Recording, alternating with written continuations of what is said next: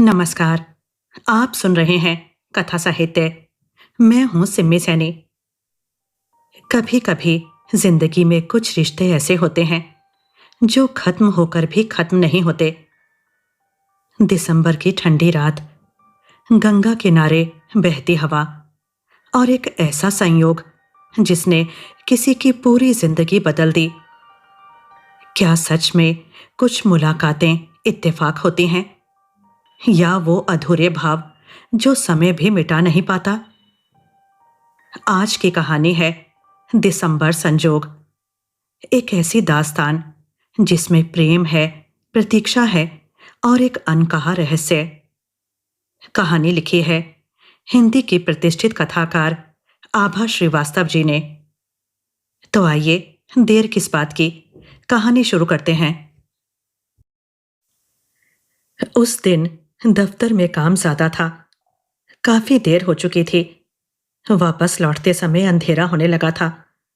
मैं हड़बड़ी में थी कि लास्ट लोकल मिल जाए तो मैं अपने घर समय से पहुंच जाऊं। इधर कई दिनों से मैं देख रही थी कि यशवी रोज ही मेरी प्रतीक्षा करती है। शायद उसे मेरे साथ ही जाना अच्छा लगता होगा। वो एक अजनबी लड़की थी जो कुछ ही दिनों में बेहद अपनी सी लगने लगी थी। जान पहचान मात्र कुछ ही दिनों की थी, किंतु कब और कैसे इतने कम दिनों में वो मेरे निकट आ गई थी, पता नहीं चला। आज तो काफी देर हो चुकी थी। शायद यशवी ना मिले। फिर बारिश भी काफी तेज हो रही थी। लेकिन स्टेशन पहुंचकर मैंने देखा कि यशवी उसी परिचित मुस्कुराहट के साथ मेरी प्रतीक्षा में स्टेशन की सीमेंट वाली बेंच पर बैठी थी। मुझे देखकर वो उठ खड़ी हुई। हम बिना कुछ बोले ट्रेन में बैठ गए। मुझे वाशी उतरना था और यशवी को उससे आगे। कहाँ, नहीं पता। तुम्हारा स्टेशन कौन सा है? कभी बताया नहीं तुमने। मैंने आज पूछ ही लिया। मुझे मानसरोवर तक जाना रहता है, यशवी आहिस्ता से बोली। तुम जॉब करती हो या अभी स्टूडेंट हो? मैंने बातचीत आगे बढ़ानी चाहिए। सब कुछ एक बार में ही जान लोगी क्या? वो हल्के से हंसी। मैं चुप हो गई। उसे लगा मुझे कुछ बुरा लगा है। मैं पढ़ती हूं अभी, उसने बताया। फिर मैंने कुछ भी नहीं पूछा। धीरे धीरे ही जान पहचान बढ़ेगी, ऐसा मैंने सोचा। मैं शुरू से देख रही थी कि यशवी के हाथ में एक उपन्यास रहता था जिस पर हमेशा कवर चढ़ा रहता था। कभी उसे पढ़ते हुए नहीं देखती थी, बस सीने से चिपकाए रहती थी। उपन्यास के साथ एक बांसुरी भी उसकी मुट्ठी में दबी रहती थी। हालांकि उसके कंधे पर एक बैग भी टंगा रहता था। और मैं अक्सर सोचती कि यशवी उस उपन्यास और बांसुरी को अपने बैग में क्यों नहीं रख लेती। फिर मुंबई में इन दिनों मानसून भी आ चुका था। मुझे डर था कि उसका उपन्यास कहीं भीग कर खराब ना हो जाए। लेकिन मैंने अपने भाव कभी प्रकट नहीं किए उसके सामने। वैसे तो मुंबई लोकल हमेशा ही खचाखच भरी रहती है, लेकिन आज शायद काफी देर हो गई थी और संभवतः ये उस रूट की लास्ट लोकल थी। फिलहाल आज जाने क्यों पूरी ट्रेन लगभग खाली ही थी। कम से कम मैं और यशवी जहां बैठे थे वहां से काफी आगे तक कोई पैसेंजर नहीं दिख रहा था। मैंने यशवी से बात करनी चाहिए, क्योंकि वो कभी स्वयं से पहल नहीं करती थी। तुम बांसुरी बजा लेती हो? हाँ, कभी किसी से सीखी थी, थोड़ी बहुत। उसने अपनी बात अधूरी छोड़ दी।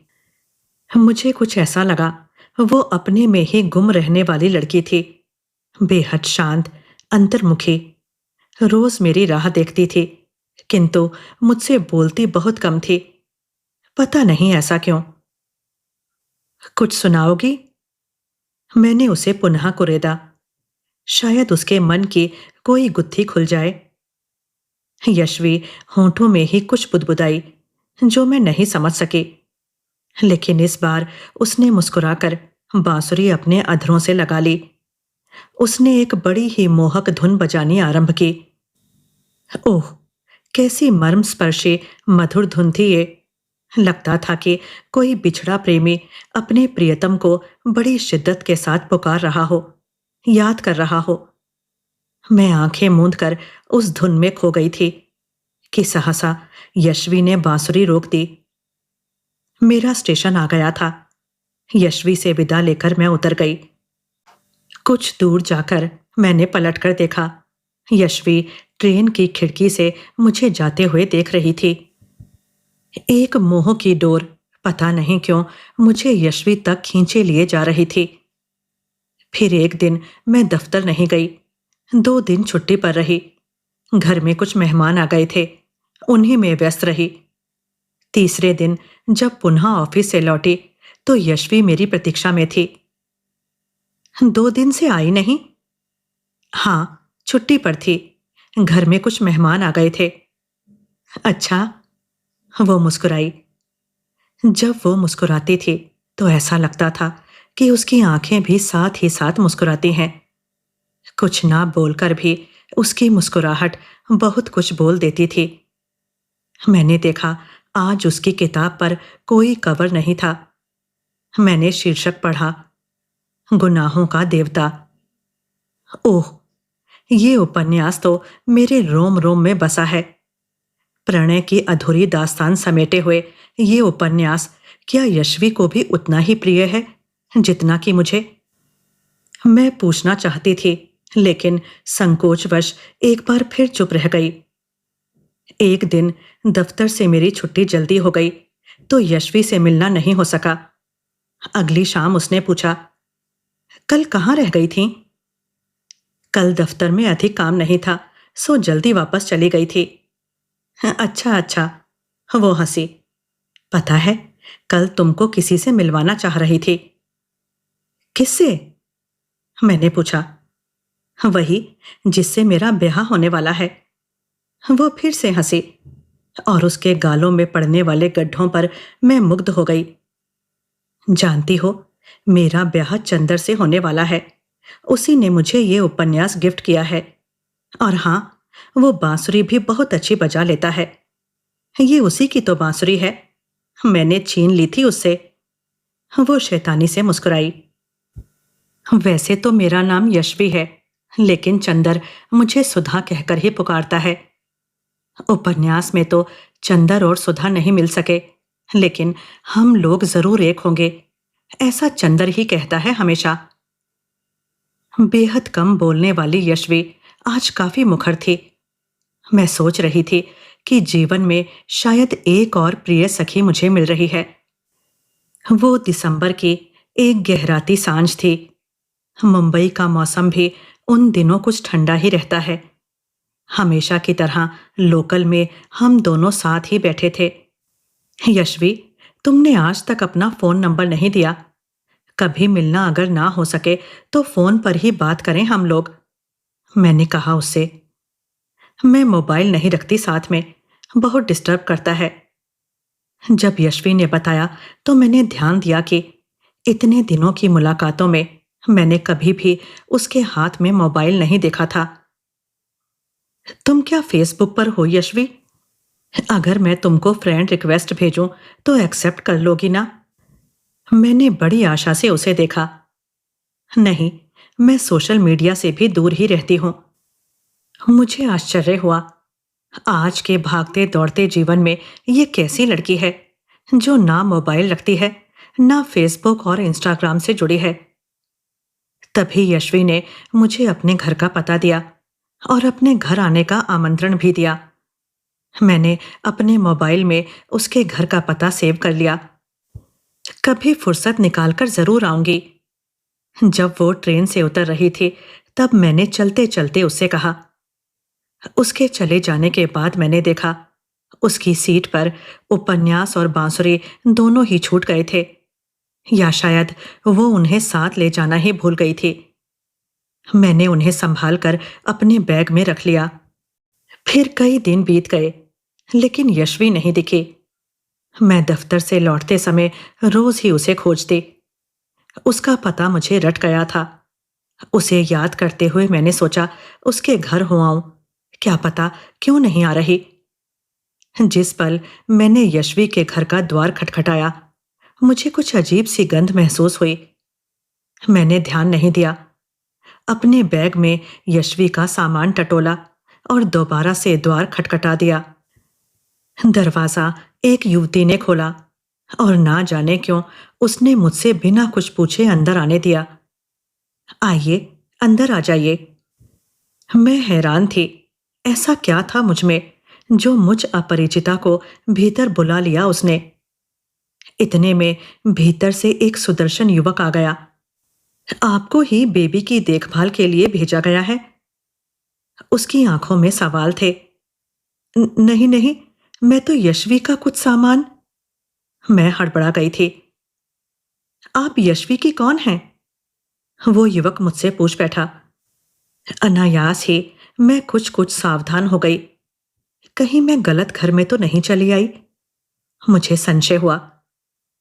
आप क्या चंदर हैं? मैंने पूछा। हाँ, मैं चंदर ही हूं, चंद्र प्रकाश। मैं यशवी की सखी हूं। उसका कुछ सामान देने आई हूं। मेरे पास छूट गया था।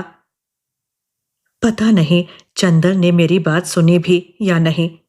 वो मुझे कुछ खोया खोया सा लगा। आधी बात सुनी या पूरी, पता नहीं। इतने में चाय आ गई थी। प्लीज, चाय लीजिए। हाँ, आप कुछ कह रही थी। चंदर मानो पुनः दूसरी दुनिया से इस दुनिया में वापस लौट आया था, ऐसा मुझे लगा। कुछ बताएंगे यशवी के बारे में मुझे? मैंने सोचा यशवी घर में होती तो फौरन आती, लेकिन हो सकता है कहीं गई हो। जी में आया तब तक यशवी के बारे में चंदर से ही कुछ जान लूं। यशवी का नाम सुनकर चंदर कुछ उदास हो आया था। आप उसकी मित्र हैं ना? उसके बारे में जानने का पूरा हक है आपको।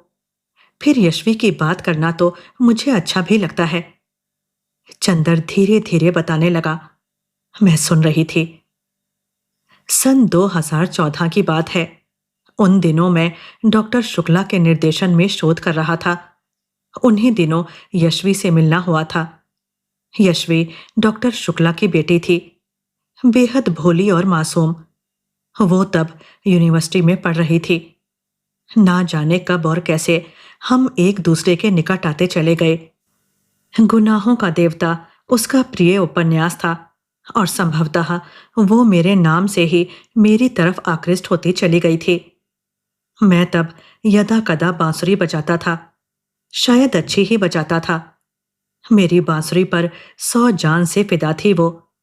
अक्सर बांसुरी की धुन सुनने की फरमाइश किया करती थी मुझसे। कई बार बांसुरी सीखने की असफल कोशिश भी करती थी। जब मेरी तरह नहीं बजा पाती तो चिढ़कर मेरे हाथ से बांसुरी छीन लेती थी। कितना बचपना था उसमें। हमारे रिश्ते को परिवारों की स्वीकृति भी मिल चुकी थी। यशवी मुझसे कहा करती थी कि ब्याह के बाद मैं उसे सुधा के नाम से पुकारूंगा। हम बहुत ही खुश थे अपने इस रिश्ते में। एक सुखद भविष्य के सुंदर सपने संजोते हुए हमारे दिन रात बीत रहे थे। इसी बीच यूनिवर्सिटी का एक बदनाम लड़का यशवी के पीछे पड़ गया। आते जाते रास्ते में वो उसे परेशान करने लगा। कभी क्लास में, कभी कैंटीन में, अक्सर जहां भी यशवी रहती वो हर जगह पहुंच जाता। यशवी बहुत डर गई थी। घर पर इस बात का जिक्र करने से पहले उसने उस गुंडे जेके के बारे में मुझे बताया। जेके के बारे में सुनकर मुझे भी शौक सा लगा। उसकी बदनामी के चर्चे तो पूरे शहर में थे। चंदर, क्या हम जल्दी ब्याह नहीं कर सकते? पागल हुई हो क्या? अभी मेरा रिसर्च पूरा होने में समय है। उससे पहले हम कैसे ब्याह कर सकते हैं? मैंने उसे प्यार से झिड़का। तुम रिजर्व रहो, जेके तुम्हारा कुछ नहीं बिगाड़ेगा। मैंने उससे कह तो दिया, किंतु कहीं ना कहीं मैं भी अंदर से डरा हुआ था। यशवी ऊपर से शांत दिख रही थी, किंतु जेके का आतंक उसे खाए जा रहा था। उसे लग रहा था कि एक बार यदि उसका मुझसे ब्याह हो गया, तब जेके उसका कुछ नहीं बिगाड़ सकेगा। मेरे लिए वो अपनी पढ़ाई छोड़ देने के लिए भी तैयार थी। फिर एक दिन यूनिवर्सिटी से लौटते हुए जेके ने स्कूटी सवार यशवी का दुपट्टा खींच लिया। संतुलन बिगड़ जाने के कारण वो स्कूटी से सड़क पर गिर पड़ी। ज्यादा घायल तो नहीं हुई, लेकिन हाथ पैरों में खरोंचे और हल्की चोटें लगी थीं उसे। जेके तो मौके पर भाग निकला। यशवी को कुछ लोगों ने घर पहुंचा दिया। तब रोती हुई यशवी ने अपनी मां को सब कुछ बताया। फिर कुछ दिन वो यूनिवर्सिटी नहीं गई। चंदर की आंखों से आंसू बह रहे थे। उन्हें बिना पूछे वो कहता जा रहा था। मैं उसे देखने, उससे मिलने उसके घर गया। वो रो रो कर आंटी से कह रही थी कि उसका ब्याह जल्दी कर दो, उसे आगे नहीं पढ़ना है। पागल लड़की, ऐसा कहीं होता है? आंटी उसे समझा रही थी। अभी ब्याह कैसे हो सकता है? दिन भी अच्छे नहीं चल रहे हैं। भला श्राद्धों में कोई ब्याह करता है? नहीं माँ, वो लड़का मुझे मार डालेगा। देखो, देखो, वो मुझे क्लास से ही किडनैप कर लेगा। वो मुझे सड़क पर घसीट रहा है माँ। मुझे बचा लो, कोई तो बचा लो। यशवी हिस्टेरिकल थी, चीख रही थी। एक नन्ही बच्ची की तरह आंटी से चिपक गई थी वो। मैं भी वहीं था। तुम्हें कुछ नहीं होगा यशवी, हम सब तुम्हारे साथ हैं। मैंने भी उसे आश्वस्त किया। जैसे तैसे यशवी संतुलित हुई। यूनिवर्सिटी जाना फिर से शुरू किया उसने। यहीं पर हम गलत हो गए। हमें लगा था कि यूनिवर्सिटी जाकर सहेलियों से मिलेगी तो उसका मन बदलेगा, लेकिन नहीं। एक दिन जब वो यूनिवर्सिटी गई, लौटते समय जेके ने शायद एक बार फिर अपने सस्ते प्रेम प्रस्ताव को यशवी के सामने रखा होगा, या भद्दे कमेंट्स किए होंगे, नहीं पता। फिलहाल उस शाम यूनिवर्सिटी से लौटते समय जेके ने यशवी के चेहरे पर तेजाब फेंक दिया। उफ! गुड़िया सी यशवी का पूरा चेहरा और शरीर का काफी हिस्सा झुलस गया। चंदर का गला भर आया था। चंदर मानो स्वयं से ही बात करता जा रहा था। साल भर इलाज चला उसका। सन 2015 तेजी से बीत रहा था। यशवी के घाव भर रहे थे, लेकिन अब वो किसी से भी मिलना नहीं चाहती थी, सिवाय अपने घर वालों के। यहां तक कि मुझसे भी नहीं। उसे पता था जो नष्ट हो चुका है वो वापस स्वाभाविक रूप से नहीं लाया जा सकता। मैंने कई बार उससे मिलने की कोशिश करी। मैं बताना चाहता था कि मैं आज भी उसे उतना ही प्यार करता हूं जितना पहले करता था। मैंने उसे अपनी आत्मा की गहराइयों से प्यार किया था। क्या हुआ जो उसका चेहरा झुलस गया? किंतु यशवी बाहरी दुनिया से कटने लगी थी। उसने स्वयं को घर के एक कमरे में बंद कर लिया था। केवल आंटी ही वहां जा सकती थी। मैं उससे मिलने रोज ही जाता, किंतु बाहर से ही वापस लौट आता। ये सिलसिला कई महीने तक चलता रहा, लेकिन यशवी के शरीर और मन दोनों की ही स्थिति बेहद निराशाजनक थी। मुझे याद है, वो 15 दिसंबर की शाम थी। उस रोज बड़ी कोशिश करके मैंने उसे दरवाजे की झिर्री से देख लिया था। शायद यशवी ने भी मुझे देख ही लिया था, क्योंकि उसकी आंखों के आंसू ना बाहर निकल सके ना भीतर जा पाए थे। उसके हाथों में मेरी ही बांसुरी थी, जिसे बजाने की वो असफल कोशिश कर रही थी। मेरी आंखों में बसा ठहरा हुआ डर शायद उसने पहचान लिया था। वो शाम उसके जीवन की आखिरी शाम थी। उसी रात वो अपने फ्लैट की 5वीं मंजिल से नीचे कूद गई। सब कुछ समाप्त हो गया। चंदर की सिसकियां उस सन्नाटे कमरे में गूंज रही थीं। मुझे चक्कर सा आ गया। स्वयं को संतुलित करते हुए मैंने पानी पिया और कुर्सी का हत्था कसकर थाम लिया। इतने में ही दोनों कमरों के बीच का पर्दा हवा से हिला और मुझे यशवी की तस्वीर दिख गई, जिस पर चंदन की माला चढ़ी थी। एक दिया जल रहा था। और लोबान की धूप की महक वातावरण में फैल रही थी। क्या बस ये लोबान की ही महक थी या कोई और पारलौकिक गंध जो यहाँ आते समय मैंने महसूस की थी? मेरे गले में कुछ अटक सा गया था। चंदर ने स्वयं को संतुलित कर लिया था। किसी के चले जाने से जीवन नहीं रुक जाता। मैं भी कब तक शोक मनाता। घर वालों का दबाव था। अगले साल मैंने भी ब्याह कर लिया। संयोग से मेरे ब्याह की तारीख भी 15 दिसंबर ही थी। चंदर की आवाज डूब गई थी। आज भी यशवी बेहद याद आती है। चंदर मानो स्वयं से ही बोल रहा था। मैंने दीवार की कैलेंडर में तारीख देखी। आज 15 दिसंबर थी। मैं कांप गई। इस ठंड में भी मेरी हथेलियां पसीने से तर हो चुकी थीं। वो मुझे पिछले महीने कई बार मिली थी। सहसा ही मैंने बताया। अब चकराने की बारी चंदर की थी। कुछ सामान आपको देने के लिए। मैंने बैग से बांसुरी और उपन्यास निकालकर टेबल पर रख दिया। कमरे में ना जाने कैसी मादक मंदिर सी खुशबू फैल गई थी। कुछ अनजानी, कुछ पहचानी। ये इहलोक की तो नहीं थी। पता नहीं, यशवी के पास से अक्सर ऐसी खुशबू आती थी। चंदर बावलों की तरह यशवी की निशानियों को चूम रहा था। पता नहीं प्यार की ये कैसी अनसुलझी पहेली थी। स्वयं को संभालने के लिए मैं चुपचाप वहां से चल पड़ी। बाहर सन्नाटा पसरा था, मानो मौन के साए में सब कुछ डूब गया हो। हवा बिल्कुल शांत थी, शायद इसलिए कि मैं यशवी को याद कर सकूं। मेरा गला सूख गया था। मैं चल रही थी, चलती ही जा रही थी। घर लौटते लौटते काफी थकान हो गई थी। मुझे लगा कि मैं पैदल ही एक लंबी यात्रा करके वापस लौटी हूं। बिस्तर पर लुढ़कते ही सो गई थी मैं। भोर का धुंधलका ही था जब अनायास ही मोबाइल की घंटी बजी। मैं चौंक कर उठी।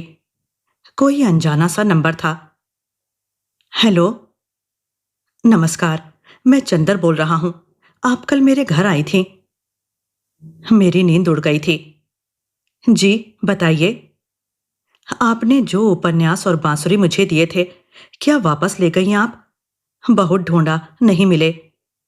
चंदर के स्वर में घबराहट मिश्रित वेदना थी। नहीं तो, मैंने तो वहीं आपके सामने टेबल पर रख दिए थे। प्लीज ढूंढिए, वहीं मिल जाएंगे। मैंने फोन रख दिया। मेरी नींद जा चुकी थी। मैं बिस्तर से उठी। प्रातः के 5 बज रहे थे।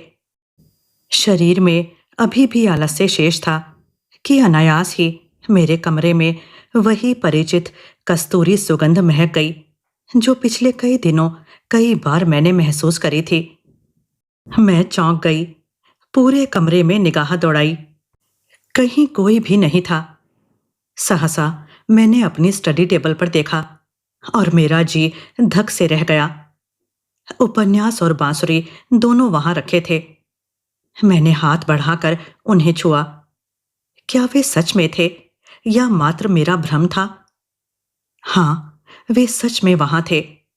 एक पत्र भी वहां रखा था। प्रभु का नाम लेकर मैंने उसे खोला। मोती जैसे अक्षर बिखरे थे। आदरणीय, मैं बहुत दिनों से दो जहां के बीच भटक रही थी। इस दुनिया की अमानत किसी योग्य पात्र को सौंपने के लिए ईश्वर की कृपा से आप मुझे मिले। मैं इन्हें चंदर तक भी पहुंचा सकती थी, लेकिन चंदर अब मेरा नहीं रहा। ये उपन्यास और बांसुरी हमारे प्यार की निशानी है। आपसे विनती है कि प्लीज इनका विसर्जन कर दें। तभी चंदर मुझे भूल सकेगा, मेरी यादों से छुटकारा पा सकेगा और मैं भी आपकी दुनिया से मुक्त होकर दूसरी दुनिया में जा सकूंगी। थरथरा उठी थी मैं। मेरे पैर ठक ठक कांप रहे थे। कुछ दिनों बाद ही बाण गंगा सरोवर में जाकर मैंने उसकी अमानत विसर्जित कर दी।